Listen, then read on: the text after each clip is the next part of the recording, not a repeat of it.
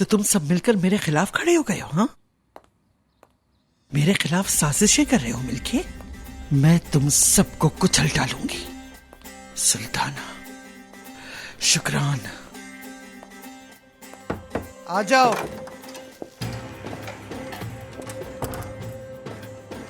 क्या बात है महमूद? खानम, जैसा आपने कहा था, तमाम फुटेजेस डिलीट कर दी गई हैं और सिस्टम अभी तक नहीं चल रहा। डॉक्टर को साइड पर ले जाकर काफ़ी झंझोरा है। सुल्ताना खानम को वहाँ से किसने निकाला कुछ पता नहीं चल रहा। ये सब जिसने भी किया है बहुत अच्छे तरीके से प्लान करके किया है। अब क्या करेंगे खानम?